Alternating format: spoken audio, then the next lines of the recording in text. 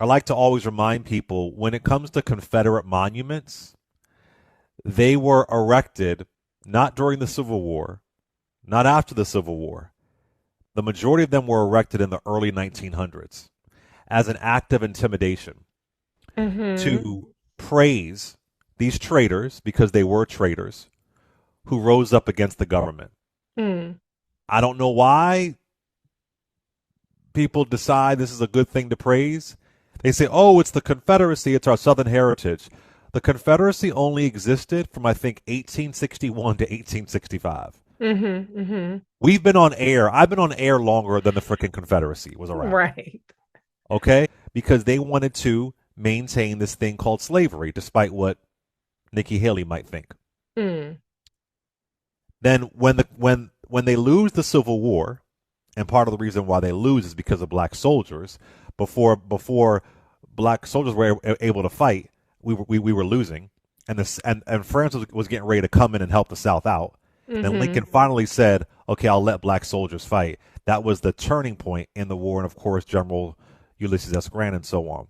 So during the racial reckoning of 2020, whatever that means, but this was occurring before then, there was this movement to remove these Confederate monuments, right? Mm-hmm. So there was one that was renamed Fort Liberty. It was North Carolina's Fort Bragg, which which celebrated a former Confederate, and they changed the name from Fort Bragg. It's the U.S. Army base in North Carolina. It's one of the world's largest military installations. They named it to Fort Liberty because it was established in 1918. To what I just said, right, Reese? Mm-hmm. After Mm-hmm. General Braxton Bragg, who served in the Confederate Army during the Civil War. So changed it to Fort Liberty because that's fair, right? Fort Liberty. They didn't change it to Fort Denzel Washington. They didn't change it to Fort Michael Jordan. It wasn't Fort KRS One. It was just Fort Liberty because why are we celebrating a Confederate? So our current defense secretary, Pete Hegseth, he has now renamed it back to Fort Bragg. But he's trying to do, and then he, in a memo, after signing this memo, he said, "That's right, Bragg is back." Mm-hmm. Now, here's the thing: he's trying to say, well, it's not named after the former Confederate. We're naming it after another Bragg, Private First Class Roland Bragg, who Mm. served with distinction during World War II.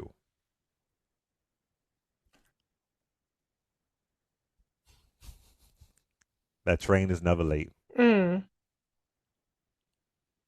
So they celebrate this. And I also like to remind people after the Civil War, like immediately after the Civil War, there was this movement called the Lost Cause to Mm-hmm. try to rewrite history, to make people think, oh, these Negroes were happy in slavery. They were just happy, happy dancing around. It was only about states' rights.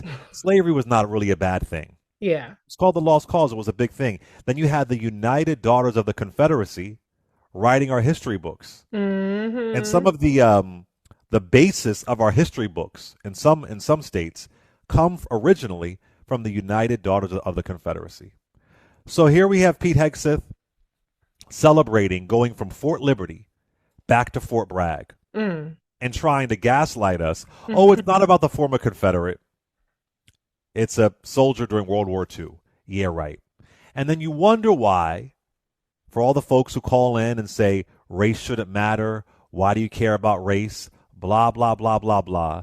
They are literally reverting a name from Fort Liberty back to the name of a Confederate and trying to tell us they're not. Mm-hmm.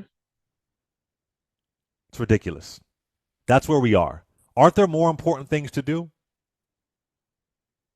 Aren't there more important things to tackle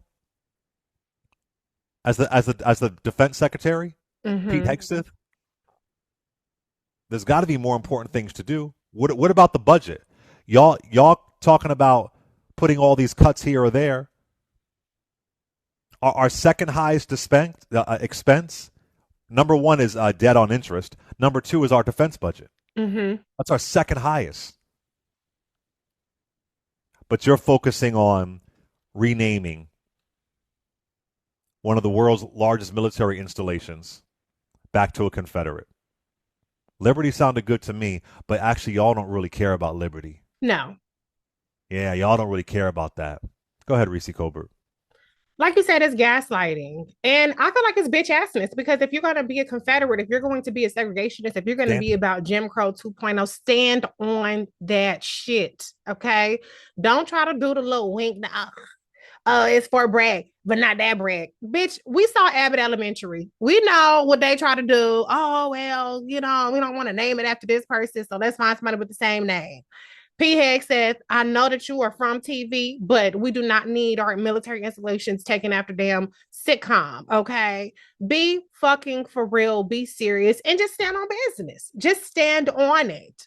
And the idea that, that you get to try to skirt around the issue, but y'all little neo-Nazis and the people who have tattoos like you do, those white Christo nationalist tattoos, they know what the hell you're trying to do because you're not going to be saying Fort Roland Bragg. You're going to be saying Fort Bragg. And then they turn around. I read the article and the daughter of Roland Bragg didn't even know that they were naming it after him until minutes before.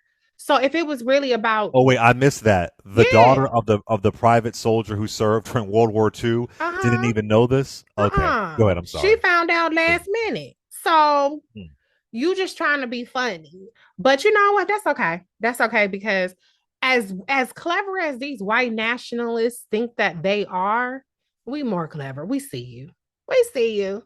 And you ain't fooling nobody. Maybe that's the point too, but trying to play in our faces and act like we too fucking stupid, like y'all really want to believe that shit, but we see exactly what's happening.